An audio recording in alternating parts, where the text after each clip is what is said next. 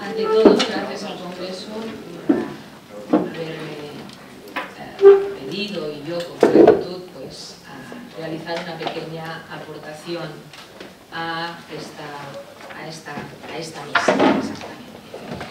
Es para mí realmente importante hacer esta aportación porque vivo en una profesión que a menudo ha sido muy denostada, a menudo se la ha tratado mal, incluido por la propia persona que ejercía o que ejerce dicha profesión, y que se está encontrando con un nuevo panorama, se está encontrando con unos nuevos retos, con unas nuevas tecnologías y con nuevas directivas europeas que hacen que ya sea su ámbito de aplicación y su ámbito de ejercicio sean realmente puestos en jaque más de una ocasión, sean puestos un poquito en qué vamos a hacer en el futuro en una profesión como la del guía de turismo, aunque si veis yo pongo del guía de turismo al guía de museo, entendiendo el museo como un ejemplo de lo que sería más concretamente todo el conjunto de patrimonio.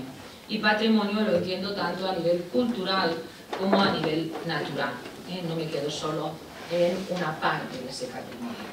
Realmente esta evolución yo la baso, es mi tesis doctoral, la estoy basando en la ciudad de Barcelona, en la museística y en la interrelación museo-guía.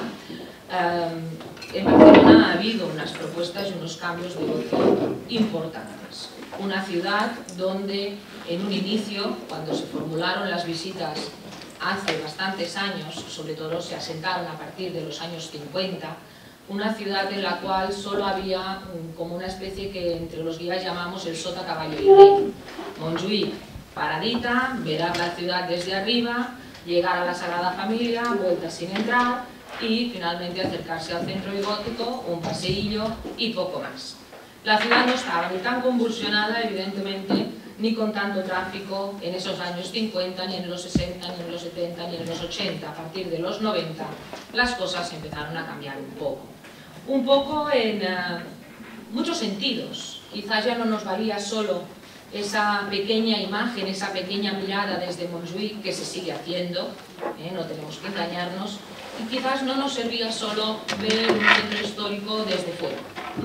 Nos servía pues intentar dar a esos recursos, pensar que esos recursos podrían formar parte de todo lo que se estaba moviendo, de todo ese nuevo intento que iba a ser el turismo cultural, esa apuesta que se empezaba a presentar en los conceptos de turismo cultural. Por tanto, esa evolución partía de estas dos premisas, ¿no? Un cambio en la imagen de lo que tenía que ser el guía y un cambio en la imagen de lo que la propia ciudad pedía y sobre todo evolucionaba. La verdad es que el turismo cultural empezó, estamos en días de mucho desarrollo en ello, se ha puesto muy de moda en estos últimos años, empezó por una serie de productos. Yo aquí os he puesto ejemplo de 3, no pretendo, era imposible intentar aquí marcar toda la producción que podría llegar a tener el turismo cultural, puesto que, bueno, desde lo que podría ser la gastronomía, entendida como tal producto cultural, hasta el folclore máximo, pasando por los recursos patrimoniales, naturales de una propia ciudad, incluso pensar o llegar a pensar en una interpretación de ámbito de sendero en una ciudad, ya sea Barcelona o en otra ciudad. Mi estudio se basa evidentemente en Barcelona, pero podría ser aplicable a muchos otros lugares. Rutas y caminos culturales, la propuesta de museos, de espacios interpretativos con los art tickets o con el conjunto de compre uno y visite varios, en fin, teníais estas propuestas y además en espacio-tiempo las propuestas del Break City. El fin de semana que cada vez más ha ido teniendo adeptos fin de semana, los días, el puente, llamémoslo como queramos, que va teniendo adeptos y que evidentemente han ido cambiando muchas propuestas. En ese fin de semana no nos sirve solo un sota, caballo y rey pasar por encima, sino que quizás el cliente empezaba a decir, ¿y los museos?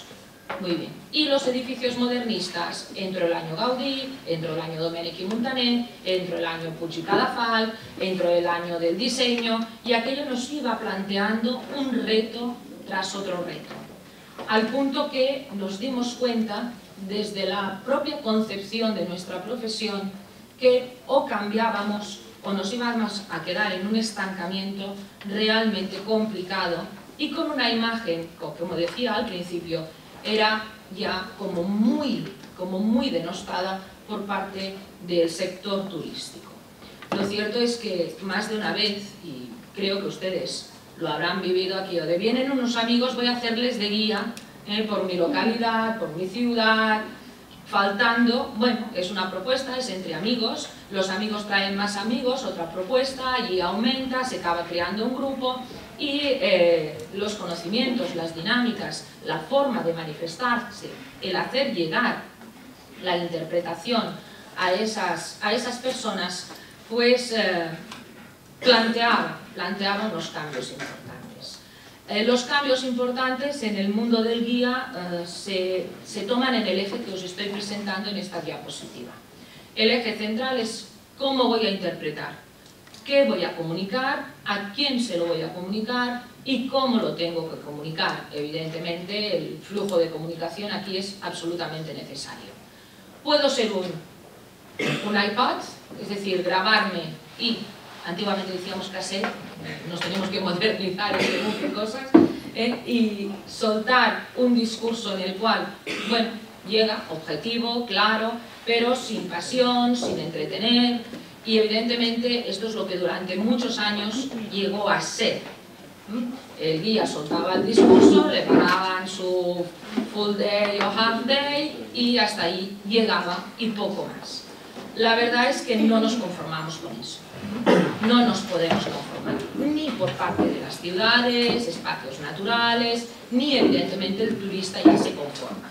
Un lanzamiento de datos no tiene excesivo sentido si queremos que esa persona conozca. Se gira en torno a visitas guiadas, visitas autoguiadas, se gira en torno a talleres y se gira en torno a actividades, juegos entendidos en su máximo concepto.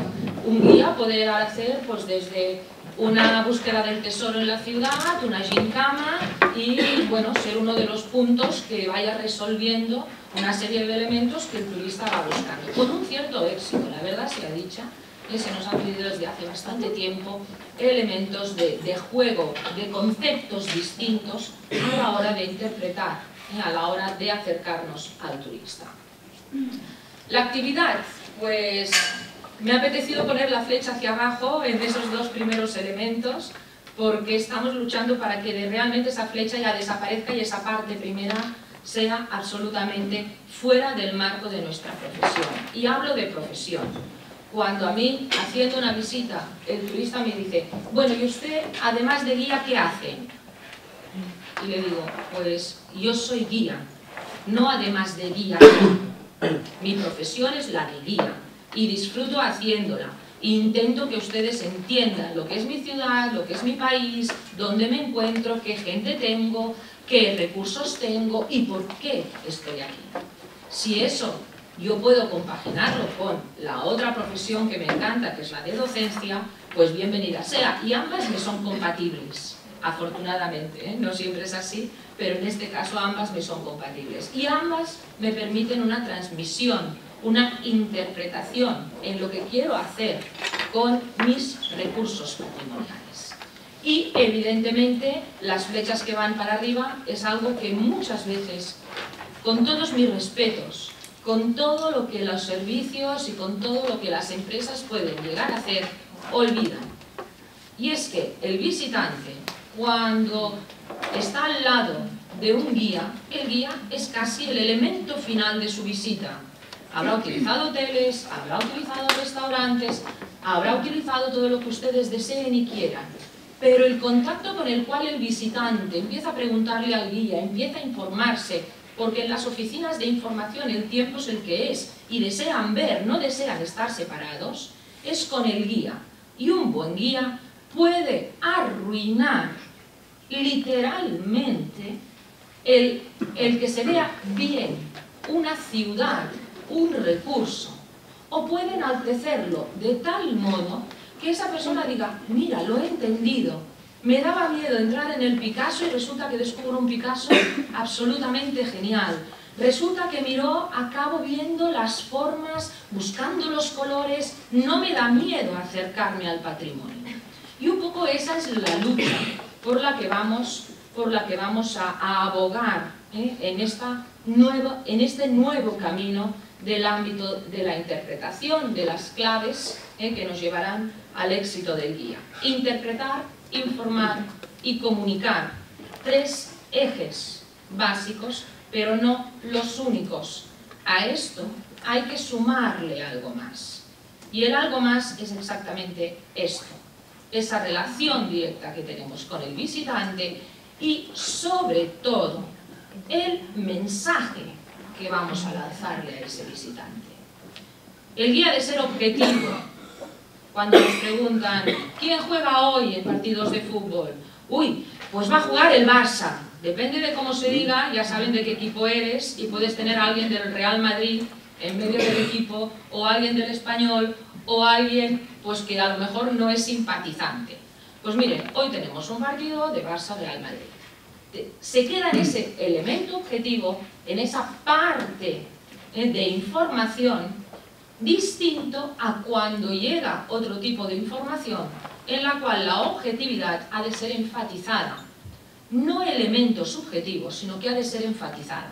Cuando hablamos de nuestros reyes, cuando hablamos de los condes, cuando hablamos de una catedral, cuando hablamos dentro de un museo, no puede ser ese criterio objetivo liso, porque lo que tengo es que provocar una acción-reacción. Esto está clarísimo. En ciertas cosas, criterio, objetivo, sin nada. En otras, la provocación, persuadir, animar. Estoy utilizando una cantidad y muy a conciencia de verbos, porque lo que quiero es justamente enfatizar las acciones que va a llevar el guía a cabo. Galilla, una de las grandes doctoras en la Universidad de Girona, ha escrito sobre el mundo del guía, ha hecho estudios realmente muy interesantes. Ya decía, allá en el 2002, cuando las cosas se veían en cambios realmente importantes, nos decía, no es solo informar del legado cultural que tenemos, de todo lo que poseemos del pasado al presente y lo que puede ser en vías de futuro, sino que es un dinamizador. Una buena visita puede llevar a otra visita.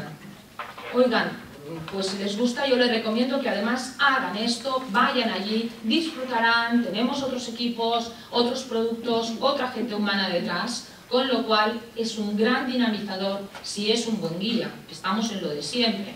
Hay en la profesión un desnivel realmente importante, y lo verán en una diapositiva bastante cercana a lo que nos estamos encontrando en estos momentos. Diferentes situaciones, diferentes contratiempos y diferentes turistas. Las audioguías, muy bien, una información muy correcta, pero desconocen al personal que tienen delante. La información se da de una manera no plana, pero el que se pone la audioguía pues tiene el mismo vocabulario una persona de 15 años, una persona de 30 y una persona de 70. Y quizás esa falta de feedback hace que esa persona con la audioguía reciba la información, pero le falte ese elemento de estimación, ese elemento de apoyo y de acercamiento al producto. Por eso, en muchos lugares se ha empezado a cambiar el nombre. Decirle guía de turismo era, nos hará la visita, nos llevará a una tienda, nos hará hacer compras y después nos lleva de nuevo al hotel, al crucero, al autocar. Estamos intentando, quizás incluso de la manera más sencilla, intentar llegar con otros conceptos para que se nos tenga en cuenta. Intérpretes del patrimonio, gestores culturales, mediadores del patrimonio guías de museo, guías de patrimonio y el concepto de guía de turismo, por ese temor de una profesión que no ha sabido estar tampoco a la altura, cada vez le vamos teniendo más miedo y vamos buscando unos criterios y unos objetivos distintos. ¿Cómo nos ha afectado la directiva Bolkestein? Porque evidentemente nos ha afectado el hecho de que se hayan abierto los espacios y que un guía en tránsito pues pueda realizar una visita a espacios o vías públicas, no a edificios o monumentos. Ese va a ser el reto más importante. Ese va a ser realmente el punto en el cual, si alguien quiere dedicarse realmente a esa especialización profesional de guía, tendrá que, a su vez, especializarse. Ya no nos será válido, conozco 4 calles, conozco un poco el centro, les hago una visita sencilla. Esto, en un plazo no muy lejano, no será posible. Los criterios y los conocimientos han de aumentar, han de llegar a una baja. Y esa directiva ha puesto pues, en jaque a una parte de los guías. Un poco en el mundo de los guías nos afecta de este modo. Desaparece la limitación de ámbito de actuación, vía pública, viene el gran problema. Cuando esa vía pública también está declarada centro histórico, podrá actuar un guía en tránsito o solo podrá hacerlo el guía que con su carnet habilitado en la ciudad que le corresponda por ser un centro declarado de interés patrimonial y ser patrimonio podrá actuar en él. Primer reto que estoy buscando las respuestas a través de una serie de estudios de cómo se está trabajando la Bolkestein en todas las comunidades autónomas por un lado y un poco en Europa. 17 comunidades autónomas, 17 maneras de interpretar la directiva, porque hubo 17 maneras de definir al guía. Aquí tienen ustedes cómo las distintas comunidades autónomas han ido llamando al guía de turismo. Guía turístico, guía regional, provincial, especializado, de turismo auxiliar, profesión turística, de turismo comarcal, de turismo insular, de turismo sectorial, quizás que nos pongamos de acuerdo ya.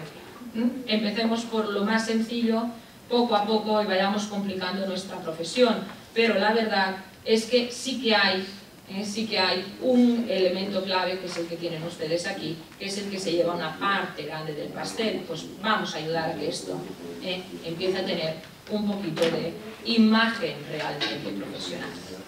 En el ámbito de los museos, estoy realizando una encuesta entre los guías de Barcelona. Difícil, ya se lo comento.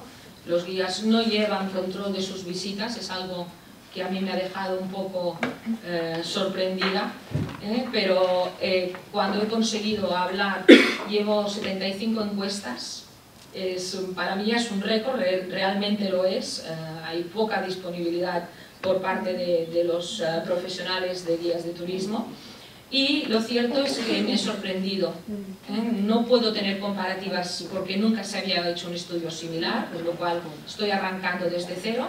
Y mi sorpresa llega a que el 76% de las visitas de estos guías, estamos hablando sobre un volumen de más de 8.000 visitas en 6 meses, entendiendo como visita un servicio de 4 horas. Pues bien, de esas 8.000 visitas, el 24% eran exclusivamente ya solo museísticas, ¿no? El otro 76% se dividía, yo me interesaba el flujo museístico, pero tendría los datos, se dividía perfectamente entre casas modernistas, entre que el guía no entiende que la Sagrada Familia pueda incluirse dentro de un ámbito museístico, sino como elemento recurso monumental, ahí hay esa dicotomía extraña, y la visita tradicional del sota, caballo y rey.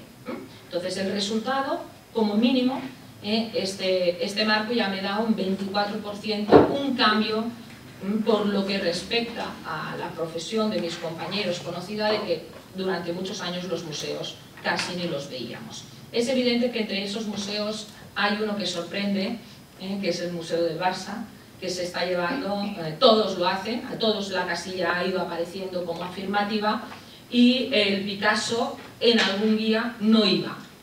Iba al Barça y el Picasso se quedaba allí un poquito entretenido, la miró cada vez más alejada, y Menac pues ya a unos ciertos años luz de las visitas que puede hacer un guía, si queremos especializarlo.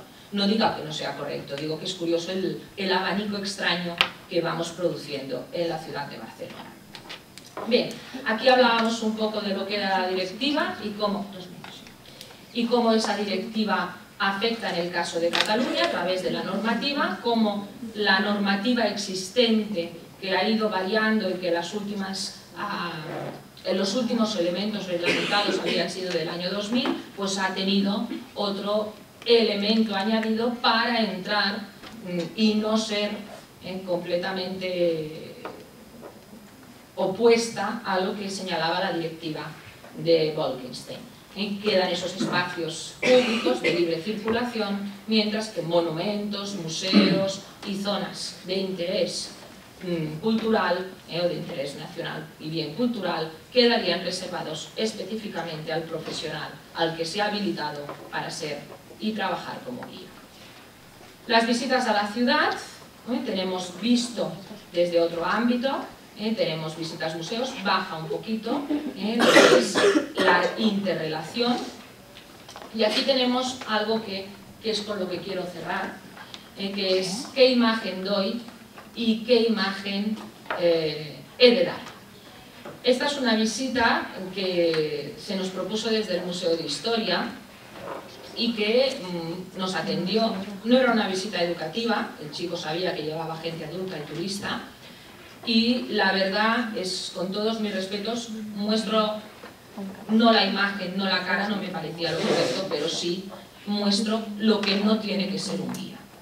Un guía vende imagen de un lugar, y esto es importantísimo, estemos donde estemos, y a veces parece que eso lo olvidamos.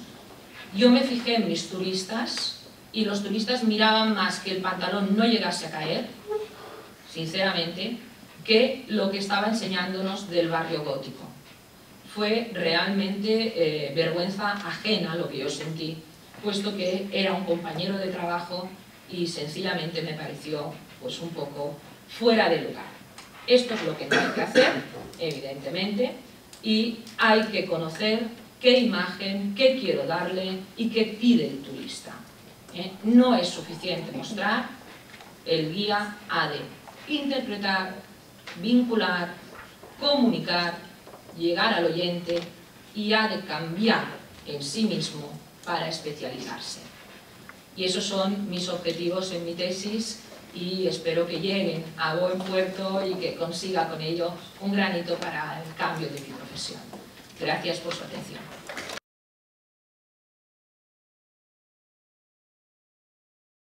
¿Alguien le suena la Vall d'en Bas? ¿Lo conoce? ¿Ha estado? ¿Nadie? ¿No? Sí, aquí sí, ¿eh? Sí, ¿no? ¿En jóvenes menos? Bueno.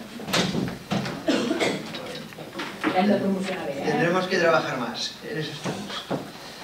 Bueno, pues como me temía esto, antes de entrar directamente en lo que es el tema de la explicación de nuestras visitas guiadas, pues bueno, esto es la Vall d'en Bas, ¿vale? O esto es una parte de la Vall d'en Bas, lo que tenéis delante, porque la Vall d'en Bas tiene 90 kilómetros cuadrados, o sea, es tan grande como toda la ciudad de Barcelona, por extensión. Lo único que en Barcelona viven 3 millones de personas y allí vivimos 3 millones.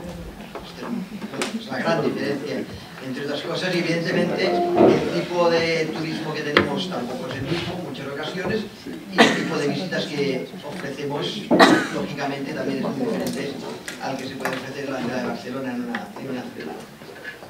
Aquí tenéis otras imágenes, uno de nuestros emblemas, la parte de montaña, estamos en el Prepirineo, y aquí empieza un poco la explicación, ¿no? Según la enciclopedia catalana, la Vall es una depresión alargada, superficie terrestre, recorrida en general por las aguas de un corriente fluvial.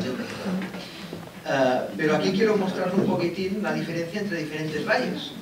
Y esto ya, cuando lo explicamos en las visitas guiadas, los que intentamos explicar también a la gente.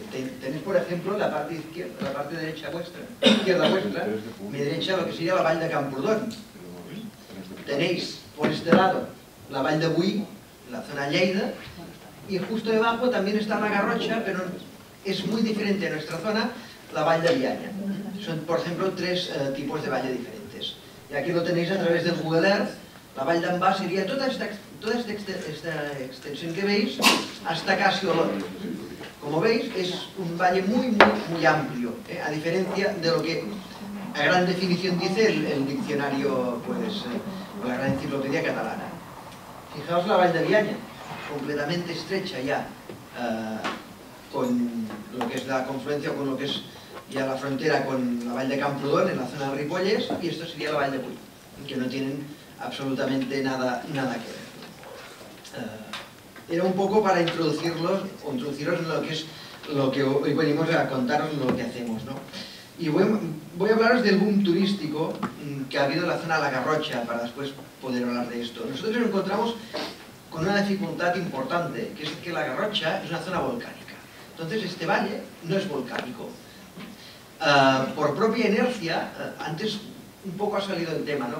Por propia inercia, pues hay unos estereotipos. ¿Qué ha pasado? Pues en la comarca de la Garrocha se ha creado un triángulo muy importante que sería Besalú, que es la parte histórica, porque no es volcánica, pero es la parte histórica, Santa Pau, por otro lado, porque es donde tienen pues el volcán Cruscat, todo eso sí que es volcánico con la fallada en Jordà, y por otro lado, y es lógico, la ciudad de Olot como capital de la comarca, y también como una zona volcánica, porque Olot, dentro de su propio territorio, lo que es el centro de la ciudad, tiene volcanes. ¿Qué ha pasado? Pues incluso desde los propios estamentos turísticos de la propia comarca de la Garrocha, aunque con potencial se ha olvidado parte importante de esta comarca, ¿no? En esto estamos luchando y también se tiene que reconocer porque en ciertos momentos algunos ayuntamientos han llegado tarde al turismo o incluso no han creído, ¿no? En nuestro caso se llegó tarde, pero se está llegando y se está intentando pues entrar en el mercado turístico, cosa que tampoco la verdad es que no es fácil, pero bueno, creo que lo estamos consiguiendo, ¿no? Para apostar por el mercado turístico hemos tenido que hablar con el sector privado. Esto también es muy importante.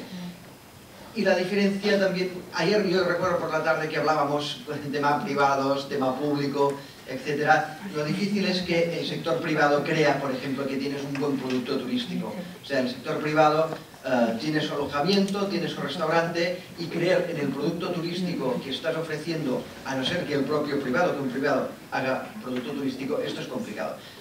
En nuestro caso nos pasaba esto. Había un sector privado importante. En 5 o 6 años en la Vall d'en Bas se ha pasado de tener un centenar de plazas, un poquito más, a 600. En estos momentos tenemos 600 camas, ¿eh? Claro, si lo comparamos con el Maresma, que tiene 60.000, pues, pero bueno, no podemos comparar. Estamos hablando de costa, estamos hablando de zonas de interior, de zona de Prepirineo, de zona de montaña. Por tanto, el primer juego que intentamos hacer es hablar con el sector privado. Aquí nos encontramos ya muchas reticencias, porque incluso el propio sector no creía en el producto. Y al no ver producto privado, llegamos a una conclusión, que éramos nosotros los que teníamos que crear este producto.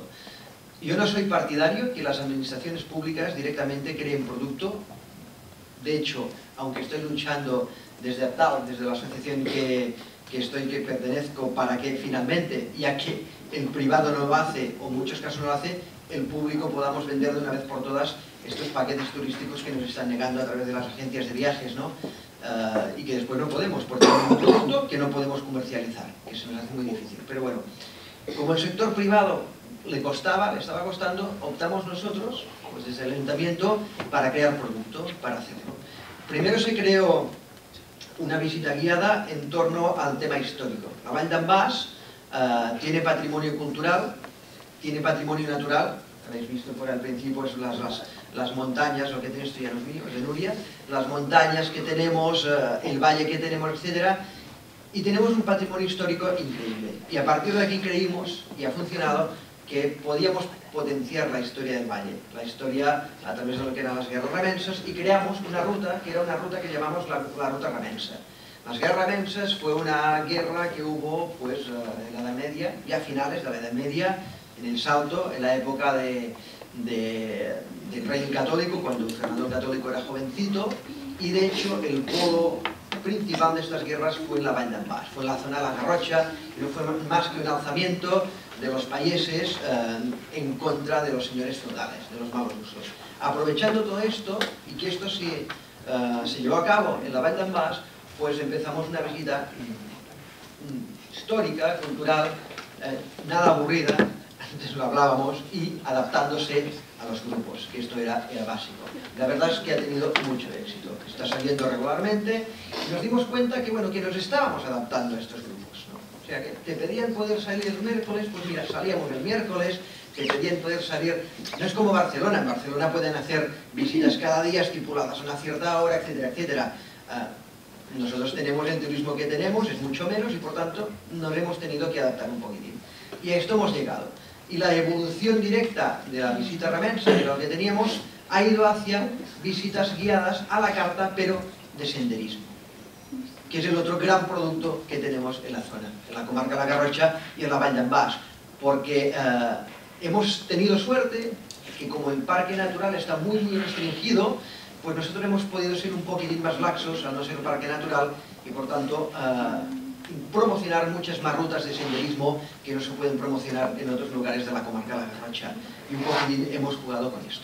¿Qué hemos hecho? ¿Qué son las rutas o qué son las visitas guiadas a la carta? Pues son unas visitas que nosotros hemos dicho que son diferentes porque son completamente adaptables al grupo. O sea, podemos salir desde 4 personas hasta 20 personas, no más porque por montaña es difícil.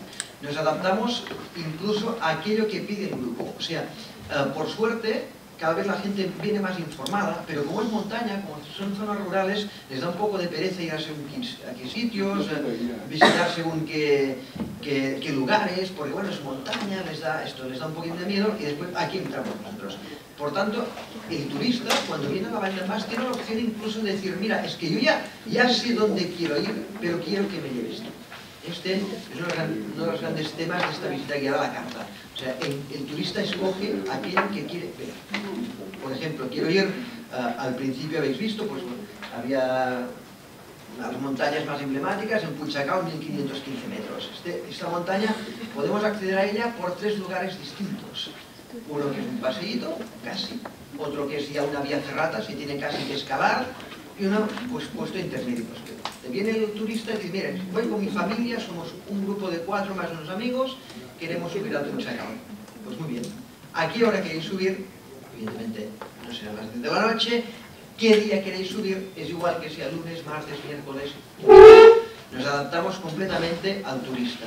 Y este ha sido uno de los éxitos, pues, de estas visitas guiadas a la carta, esta adaptación, pues, al turista, ¿no? Y lógicamente, no es solo acompañarlos, a partir de aquí es muy fácil explicar la orografía, la geología del valle, de la comarca de la Garrotxa, todo, y nosotros siempre lo acompañamos con otro gran tema que es nuestro, que es la gastronomía.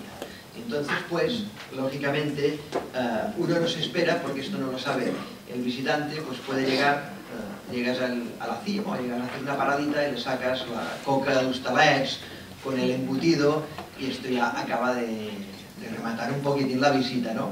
Pero el éxito que hemos tenido es realmente ¿no? La capacidad de adaptarnos nosotros al cliente. O sea, que no el cliente se adapte. Yo recuerdo una visita a Pompeya este verano y fue terrible, ¿no? Además que éramos 5.000 visitando y por tanto no puedes ver nada.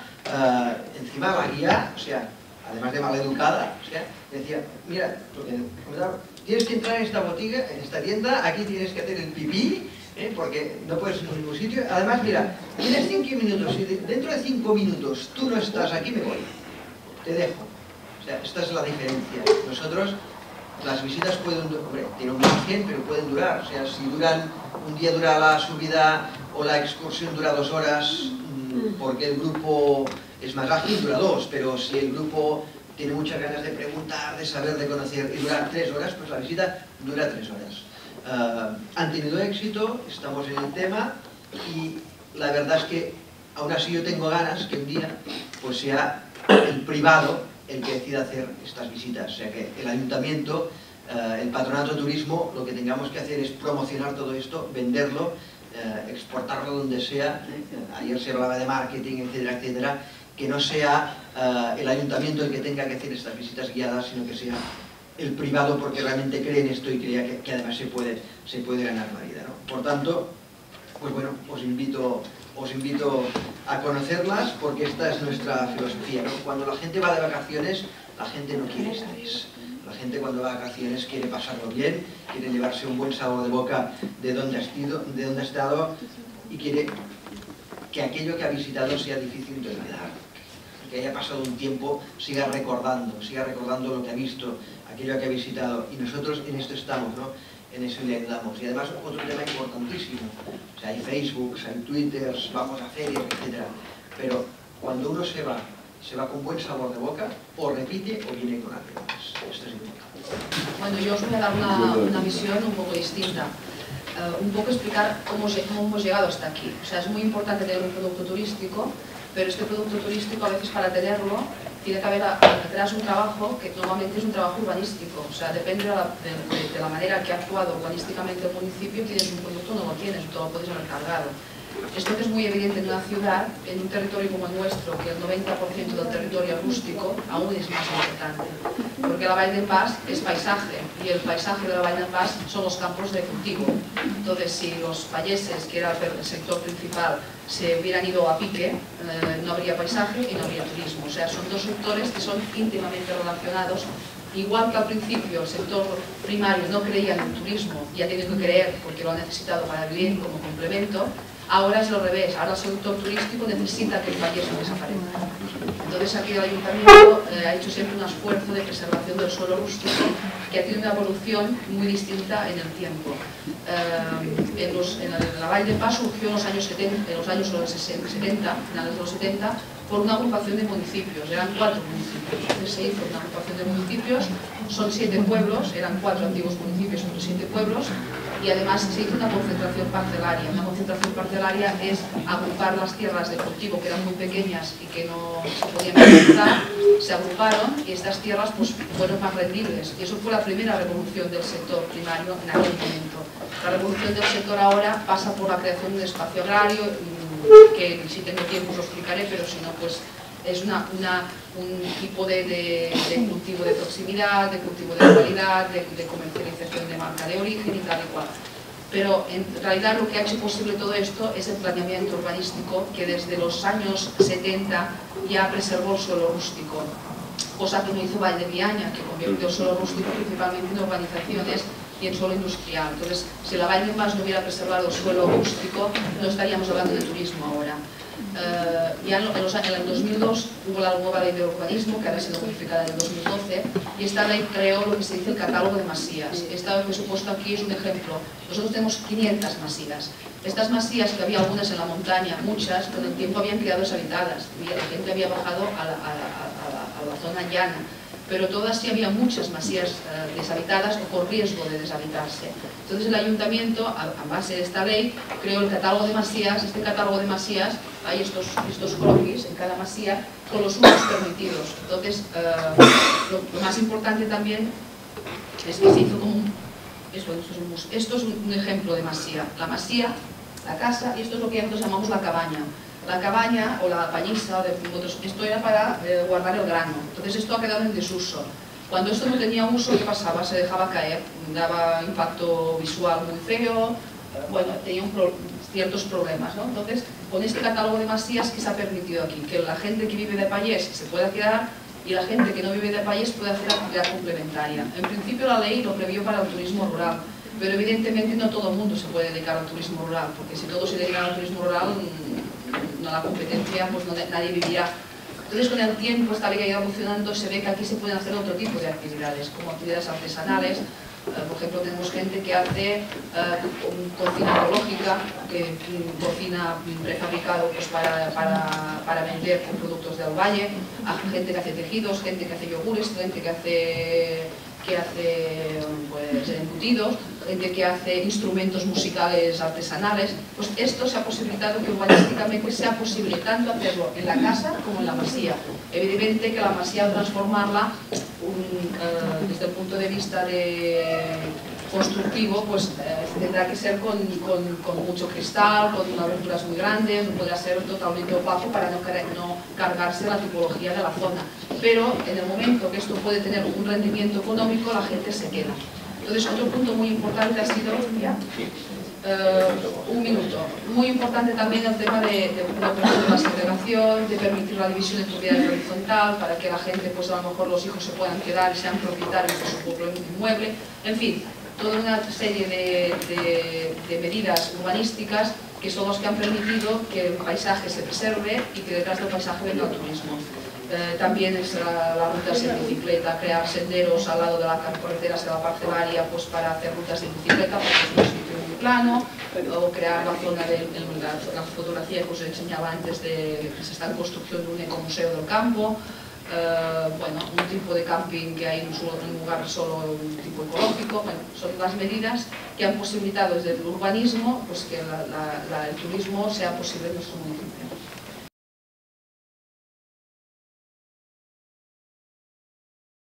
Bien, agradecer pues la invitación a participar en este congreso. Intentaré que Lada pueda hacer su presentación, intentaremos partirnos de este cuarto de hora y a ver si conseguimos. Si quedan cosas pendientes, luego hablamos, el que quiera puede consultarme cuando quiera. Ante nada, ¿qué es el turismo industrial? El turismo industrial se han hecho 4.000 definiciones. Ahí hay unas cuantas, evidentemente no las voy a enunciar, creo que en el pendrive que se os ha distribuido está recogida la ponencia escrita y ahí se enuncian algunas, hay muchísimas más, pero para sintetizar diremos que el turismo industrial tendría dos patas. Uno sería el patrimonial o histórico, que se basa sobre antiguos espacios de producción que se han musealizado normalmente, es decir, espacios pues, como colonias textiles, minas, fábricas, etc. Y luego tendríamos lo que sería la parte de turismo industrial de empresas en activo, es decir, visitas a empresas en activo, lo que sería aquí lo que llamamos un poco el programa Industria Viva, perdón, y que de alguna manera, un ejemplo muy claro que todos tenemos es el de el enoturismo, que en el fondo sería como un micronicho dentro de lo que sería el turismo industrial, que a la vez forma parte del turismo cultural. En realidad el turismo industrial, para entenderlo, sería el que nos permite ver la evolución de los sistemas productivos, las tecnologías, los espacios de producción y la sociedad que comparte estos espacios de producción. Podemos hablar desde la época preindustrial hasta lo que sería el parque del sincrotró, por ejemplo. ¿A qué público os puede interesar? Bueno, pues evidentemente hay un público diana, un público amateur en el sentido de apasionado por el tema, que muchas veces son gente pues, del mundo de patrimonio, de la arqueología, ingenieros industriales o simplemente gente que está interesada en este tipo de público, en ese tipo de producto. Viajes de estudios. Cada vez hay más agencias especializadas en organizar viajes de estudios que con ayudas de programas europeos pues mandan grupos de estudiantes durante una semana y lo que quieren es en estos viajes de estudios pues visitar normalmente pues compaginar pues lo que es un poco de tiempo de ocio. Si están en temporada baja pues en la zona del Maresme o en la Costa Brava y en la Costa Dorada, que los hoteles van más baratos. Y luego, pues durante la semana van un día a Barcelona, naturalmente, esto no falla. Otro día van, pues a lo mejor si están en la Costa Brava van a ver el Museo Dalí, si están en la Costa Dorada a lo mejor se van a Port Aventura. Y el resto de tiempo pues lo hacen visitas, normalmente de tipo, pues básicamente de empresas. Visitando pues la SEAT o visitando empresas, depende del sector que interese. Esto evidentemente también se complementa con espacios musealizados para que se pueda ver pues poco la evolución de los sistemas productivos y de las tecnologías en distintos digamos, sectores de producción. La tercera edad, evidentemente la tercera edad, sobre todo en este caso el turismo industrial de patrimonio histórico, pues por una sencilla razón, porque ahí recuperan su juventud muchas veces, es decir, es donde sus momentos más intensos de vida, pues visitando estos espacios vuelven a su juventud, ¿no?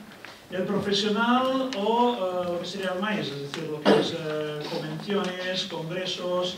El profesional es evidente, pues muchas veces pues, lo que interesa es ver dentro del sector pues, cómo trabajan otras empresas similares al nuestro, pero además también estos espacios son magníficos para acoger pues, jornadas, congresos. Muchos de estos espacios musealizados o empresas en activo tienen sus auditorios.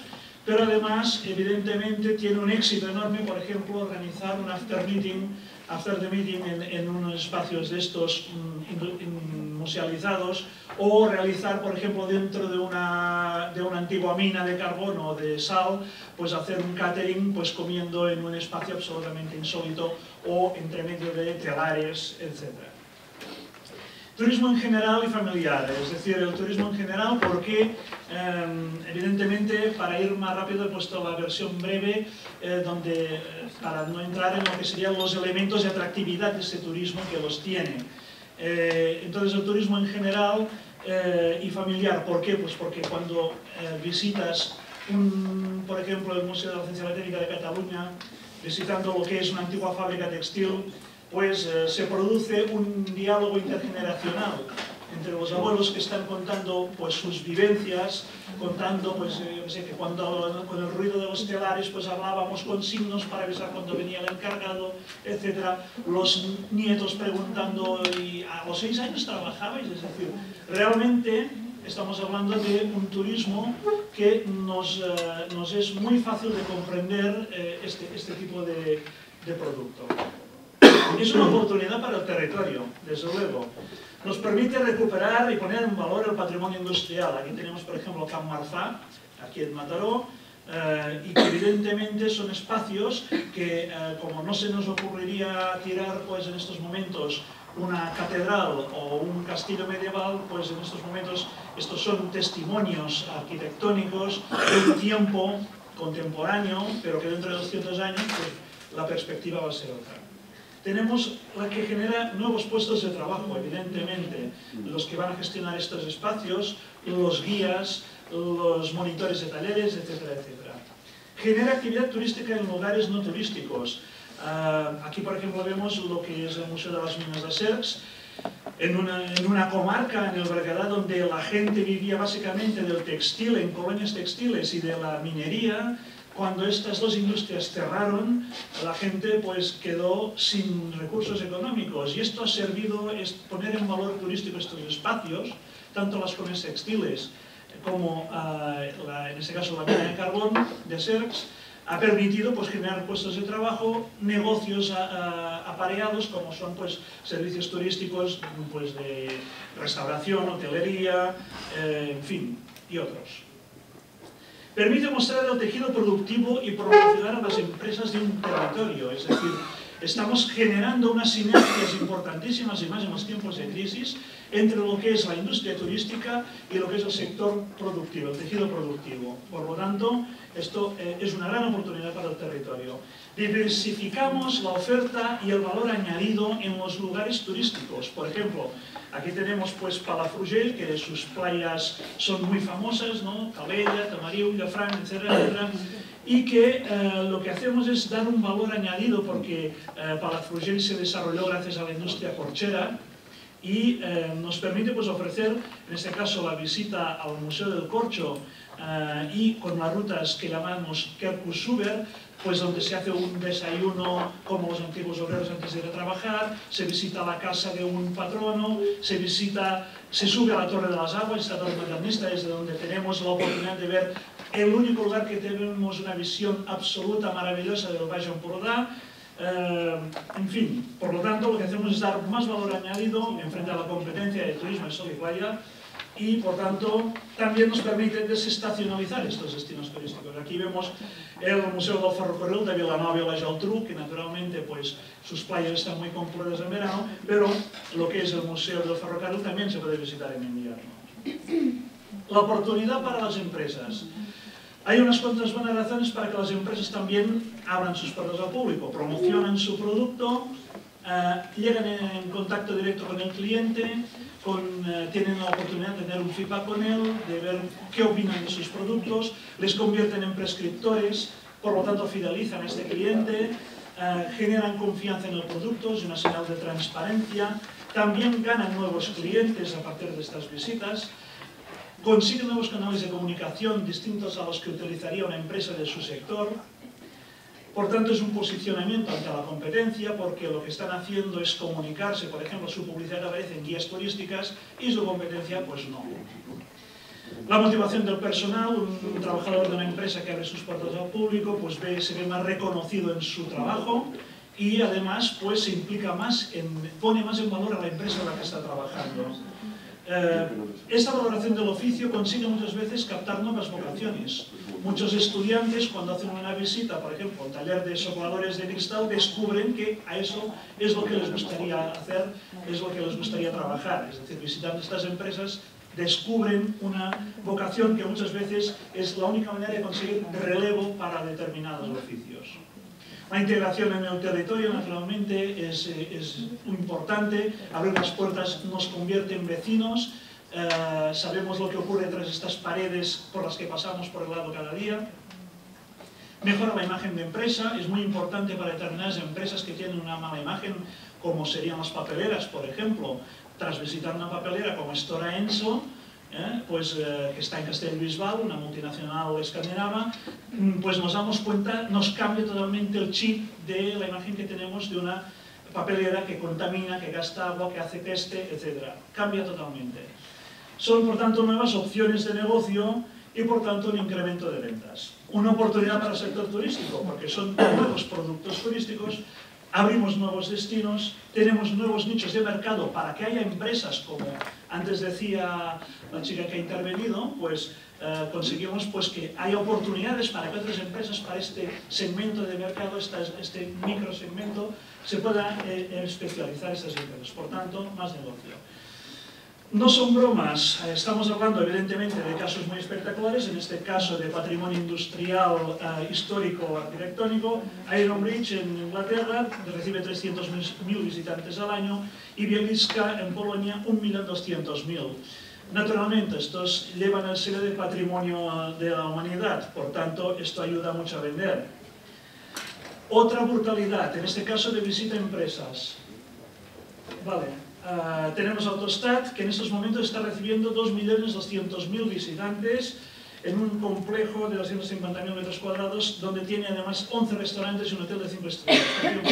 De los restaurantes hay uno que tiene una estrella de Michelin. En Cataluña no tenemos estos ratios, pero Déu-n'hi-do. El Museo de la Ciencia y la Técnica, 90.000 visitantes, la montaña de Sal de Cárdenas, 77.000, y Bodegas Mil Torres, 100.000 visitantes, por poner un ejemplo. ¿Cómo articulamos este producto? ¿Cómo lo posicionamos? Pues a través de redes o plataformas de promoción. En Cataluña tenemos la Chatic, que agrupa la oferta de turismo industrial en 34 municipios. Hay muchos más ejemplos en Europa. Esta agrupación permite que el sector de los operadores turísticos se interesen en él. Aquí tenemos 4 agencias de viaje, por ejemplo, que están comercializando turismo industrial. Por tanto, es el momento del turismo industrial en Cataluña, pues con la Chatic, el plan de dinamización, la creación de una marca para este producto. En España, pues tenemos que se han realizado ya 2 congresos de turismo de patrimonio industrial, un congreso europeo de turismo industrial de visita a empresa, se hizo la primera feria ibérica de turismo industrial en Talavera de la Reina, acaba de salir la norma UNE 302 de calidad turística para el turismo industrial, para certificar el servicio de turismo industrial. Hay una gran proliferación de organizaciones que promueven el turismo industrial de forma agrupada y estructurada.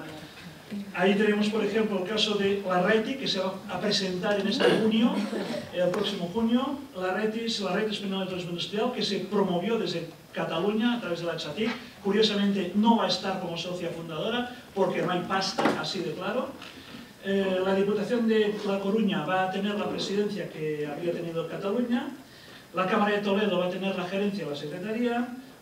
Segovia, la Cámara y la Diputación también van a ser uno de los socios que van a estar en la RETI. La Cámara de Alicante promueve junto con la Universidad de Alicante y el Patronato de Turismo de Alicante y Costa Blanca, también van a ser otros socios. La Cámara de Cádiz con un magnífico programa de turismo industrial que sale el 23 de mayo, van a abrir la web con una gran oferta de empresas visitables y recursos.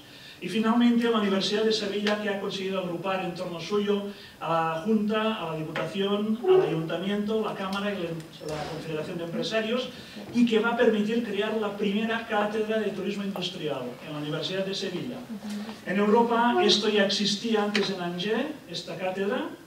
La norma UNE va a devenir, estamos ya trabajando desde hace más de casi un año para que esta norma UNE española vaya a ser una norma ISO de turismo industrial. Imaginamos que seguramente para el año próximo va a estar ya lista.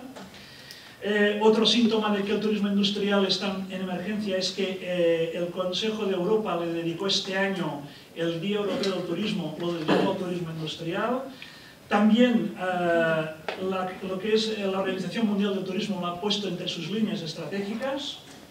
Y vemos, por ejemplo, que el tercer Congreso Europeo de Turín, que se celebró, que se hace bienalmente, el de visita empresa, se creó ya una especie de observatorio para ver la evolución de este producto turístico y estudio de mercados. En el cuarto, que se va a celebrar en noviembre en São João de Madeira, a 30 kilómetros de Oporto, ahí ya se ha conseguido que se refundan las dos líneas de turismo industrial, patrimonial y de visita empresa. Y, en fin, además, si quieren conocer más, les recomiendo este libro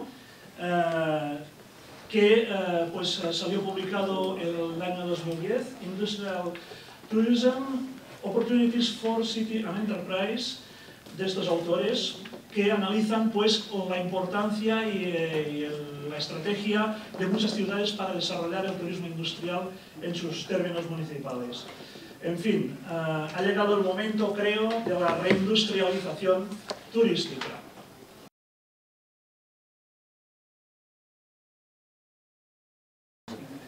Voy a presentar muy rápido lo que es el Instituto de la Reserva y Patrimonio Cultural. Estamos en Girona, pero el ámbito es en toda Cataluña. Luego tenemos gente de perfiles muy diferentes, gente que es arqueóloga, gente de turismo, gente de historia del arte, que intentamos abordar un poco el tema del patrimonio. Somos un poco teóricos, es de investigación, pero también participamos de proyectos un poco más sociales o más de ámbitos generales. Lo que voy a presentar es más que nada, lo que comentaba antes, una Gintán, más que nada porque fue como un punto de inflexión para los museos. Los museos de Girona analizaron un poco su perfil de público, un poco cómo el público asistía, cuándo iba, cuándo no iba, y se dieron cuenta un poco del cambio de giro que tenían que dar los museos para captar nuevos públicos. Y esta fue una de las experiencias que tuvo 3 ediciones.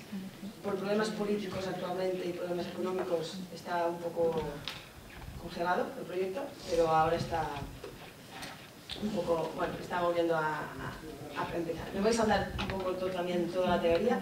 Más que nada, el planteamiento de en los museos hay 3 tipos de visitantes: los que van a un museo y van a todos, están acostumbrados, los que de vez en cuando van, sobre todo cuando viajan, y los que no vienen nunca.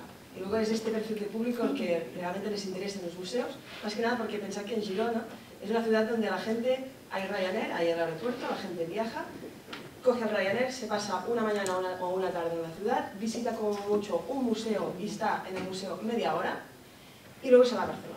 Y desde Barcelona coge el tren y a lo mejor se va al Museo de Dalí en Figueras, pero sobre todo está en Barcelona. Y vuelve a Girona cuando tiene que coger otra vez el avión. Y luego un poco el perfil del público, por ejemplo, no hay mucho público familiar. Aunque haya el Museo del Cine, que es un museo que está destinado sobre todo a este tipo de público, no hay mucho de este perfil. Y un poco lo que generaron fue, bueno, vamos a crear una propuesta que sobre todo intente captar este público local, este público que normalmente todos los turoperadores, las agencias turísticas solo piensan con los turistas que vienen de fuera, pero ¿y los que viven aquí? ¿Cuánta gente conoce su ciudad? ¿Cuánta gente que vive en Girona ha visitado los 5 museos, todas las colecciones, un poco todo lo que tiene de patrimonio? Y es un poco donde nació este proyecto de la Gincana, que es como muy simple, porque todo el mundo lo ha hecho cuando iba al CAO o iba en Splice, pero sí un poco conociendo también el perfil de la ciudad de Girona. Hay aproximadamente unos 100.000 habitantes censados y es una ciudad que tiene una amplia oferta cultural, tanto de iniciativa privada como pública. Hay 4 salas de teatro, 25 cines, 8 museos y 7 colecciones y salas de exposiciones, 4 galerías de arte, bibliotecas y además tiene un gran proyecto cultural teatral que es el Temporada Alta, que muchos de ustedes a lo mejor han ido. Hay el FITAC, hay el Festival de Música Religiosa del Mundo, que tenía mucho éxito, pero este año, por ejemplo, se deja de hacer. Pero desde el ayuntamiento, desde el sector de la oficina de turismo, desde todos los museos, equipamientos culturales y sobre todo empresas del ámbito privado, que es la primera vez que en Girona se unen todos, lo que hicieron fue, en la Noche de los Museos, hacer esta actividad sobre todo dirigida a este público que no va a los museos, para fomentarlo y sobre todo para que conozcan el patrimonio de la ciudad. Luego fue una iniciativa que se involucraron, os pongo los ejemplos de algunos de los equipamientos, el Museo de Arte, Museo de los Judíos, Museo del Cine, Museo de Arqueología, el de Historia de la Ciudad, el Bolit, que es un centro de arte contemporáneo, sala de exposiciones de cajas como la Caixa de Girona, la Caja de Pensiones, la Casa de Cultura, centro cultural donde se hace, sobre todo, es como una escuela de bellas artes, un cine independiente, el cine Truffaut, y sobre todo se intentaron vincular también asociaciones y entidades culturales de la ciudad. Por ejemplo, esta es la compañía Impas, que son 2 bailarinas de la ciudad que han empezado poco a poco y cada vez tienen más proyección fuera de la ciudad de Girona. ¿Cómo funcionaba la actividad? Se hacía a punto de encuentro en el Teatro Municipal. Allí se agrupaba sobre todo los participantes en 3 segmentos, aquí, jóvenes, familias y adultos, y la gente se inscribía según el perfil del grupo. Lo que hacíamos es, a cada uno se le repartía una tarjeta como esta, que había unas preguntas y unas instrucciones, que tenían más o menos alrededor de 2 horas para solucionarlas, y al mismo tiempo que solucionaban las preguntas, visitaban todos los equipamientos culturales y todas aquellas instituciones que participaban. Era un poco de promocionar, pero al mismo tiempo también participar, introducir el aspecto lúdico. Aquí tenéis diferentes imágenes del momento. Un actor también muy conocido en la ciudad, lo que hacía era hacer la presentación dinamizada, un poco teatral, pero un poco que sea lúdico, era el objetivo sobre todo. Tenéis un poco las categorías y diferentes imágenes de momentos de esta gincana durante la noche y en toda la ciudad. Luego fueron TV3, todas las televisiones locales, medios de comunicación, prensa escrita, internet, lo cubrieron, y realmente los resultados fueron sorprendentes, más que nada por encuesta de satisfacción, todo el mundo muy positivo, pero también de volumen de participación, y es lo que voy ya terminando, sí. Fijaos más que nada el perfil familias, el 45% de los participantes eran familias. El objetivo principal de los museos les costaba, tenía problemas para atender este público. Aumento de participación, no exagerada, pero sí, ya desde un principio muy elevada. Y más que nada estas 2 cifras, 38% más de participación de la primera edición a la tercera, y sobre todo un 85% más de visitantes en 3 horas de actividad en los museos y equipamientos culturales que en 8 horas que habían al público en días tan importantes como el día de San Narcís, que es el día de la fiesta mayor, que son puertas abiertas, entrada gratuita y que en teoría es como una rama. Pues solo con 3 horas de actividad coordinada con muchos equipamientos de la ciudad, 85% más. Eso más que nada era presentaros esta experiencia porque fue única en la ciudad en este aspecto, el hecho de aglutinar instituciones privadas, públicas, asociaciones.